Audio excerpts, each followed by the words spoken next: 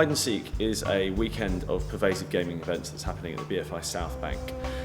Pervasive games are essentially taking game mechanics that we used when we were kids, like hide and seek or it or any of those kind of things, and transforming them into kind of grown-up urban games. So rather than a straightforward game of it, you play a game called Journey to the End of the Night, where you're travelling across the city looking for checkpoints whilst being chased by some fairly mysterious and scary characters. Your code word is AMAX. We need to look for the Russians sitting on the bench, watching for the birds near the restaurant.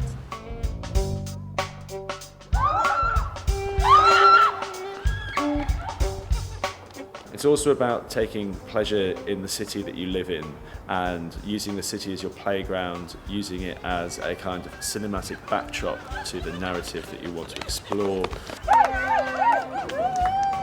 was scary, it was really, really frightening. It's possibly one of the most exciting things I've done in my life. Right at the beginning, we set up camp mostly around St Paul's and waited for people to finish their checkpoints there before chasing them off into the darkness, into the crowds, and just having to shout oi at people as they were very, very gently walking away, and then watching them panic and run. And one girl, I remember, actually tried to hide behind a wall, hoping that we hadn't spotted her, even though we were running towards her. And then we just stopped and waited for her to realise that we still knew that she was there before she got up, and then we chased after her again. So it was all fair play, I guess. In the early part of the game, did you feel much paranoia? Yeah, there was a horrible moment on a bus where he was standing up and meerkatting on us, checking out the windows, everybody. But it was quite a nervous feeling. So a lot of these games have storylines. They have ways in for the people playing them. So you're not just playing a game, you are a spy who has to make a contact, or you're a bride or member of a wedding party who has to get to the church on time. That was a wicked game we played yesterday. 6 people in a group, each one assigned a role. They first had to get their wedding outfits by performing a series of tasks and then having this photo taken with as many people as they could get. And the winning team got 39 people in their photo, which I think really says something about how these games bring people out of themselves. It's a way of getting people to break the kind of unwritten social law of don't interact with your fellow man, just walk along the city and be an automaton and be in your own space. Now today, quite frankly, there's been a lot too much talk about games and fun and nonsense like that. So be quiet over in the corner, please, Lord. I know this is amateur dramatic society, but you know, serious business is, I'm talking about marriage. It's a serious business. Alright, so this may be a game, but I want you all to take it very seriously, alright? Hello, the camera. I'm Peter, and I played the groom in one of yesterday's games, Get Me to the Church on Time. And it was hilarious. Being the centre of attention, it really played up to my exhibitionist tendencies. I love messing about. I love clowning and games, and just I love doing stuff that you're not meant to do because you're too old or adult for it. And so this whole kind of festival just sounded absolutely right up my street. Well, I thought I was going to hate the whole thing. I didn't want to do the whole thing. I don't like being outrageous, but I loved the whole thing. I did. I really, really loved it. I did, and I'll do it again. It inspires me to go out and just do it in my normal life and just play with people without them realising that I'm playing. I'm going to do that at work.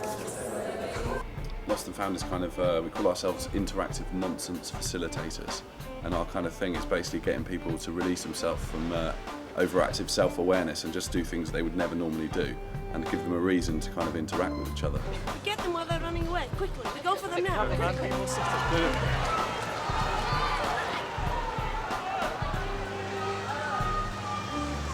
I waited for half an hour in an amazing hiding place up there, in amongst around some nook, and then I was slightly too far away. Otherwise, I could have caught a group of about 25 of them. So I'm a gutted man. So last night we played a game called Hat Scrabble, where everyone got given a hat with a Scrabble letter on, and it was amazing to see all sorts of people from all sorts of different backgrounds all coming together for this one reason, that they were all making silly words, and then we project them up on the screen. Things like murder mystery games or fancy dress parties, they all kind of have the similar kind of vibe. What we're trying to do is just layer a game mechanic on top of that. So as well as taking a role, they've got a set of rules, they've got a set of game design principles so that they know that, you know, the challenges that they've got to overcome or ways in which they can win, and that really adds to and liberates people's sense of what they can kind of give in the course of a game. Okay, so we just played a game called Small Town Anywhere, which is a game that is built around gossip. There's a small town of 20 people, all of them have like different occupations, the actress, the priest, the cobbler, etc. And they all have secrets, and they're trying to find out gossip about the person that they hate the most in the town, and then denounce them and bring them down, and sort of see how people kind of took to how much they kind of adopted these little tiny fragments of kind of like character detail that they're kind of given. Because it's actually quite a nasty game. You've got to be like a vicious, lying, gossipy, slanderous person in order to win. And that kind of sort of interesting conflict between the kind of the fun of it, and people certainly seem to be having fun, but also it's actually quite evil. Now, I got a letter from the doctor telling me that the invalid is envious of the priest's beard and is having an affair with the doctor, so secret the doctor didn't even know. I don't even know what pervasive games are, man. It's just a word. I don't even know what it means. I haven't looked it up in the dictionary yet. But my understanding of what all these kind of games and what's going on here is it's the context that they're in. It's against the landscape of everyday normal life. You can have a wonderful experience that's very personal, but also kind of life-affirming in a way, that because you're getting the opposite end of the spectrum, because you've got these people who are there. When we were playing Cruel to Be Kind, there were these people there on the tube who were there in their normal context, which is fine, you know, great, you know, we were doing something very different, which is amazingly exciting for us. But at the same time, you need to go from one extreme to be able to see the other. So I think it's really important from both sides of things. And even ever since I heard about like ARG games and pervasive games, when I sit on the tube, I always kind of wonder, you know, if there's someone on there who's playing some sort of game now, or there's someone there doing some crazy madcap stuff, you know.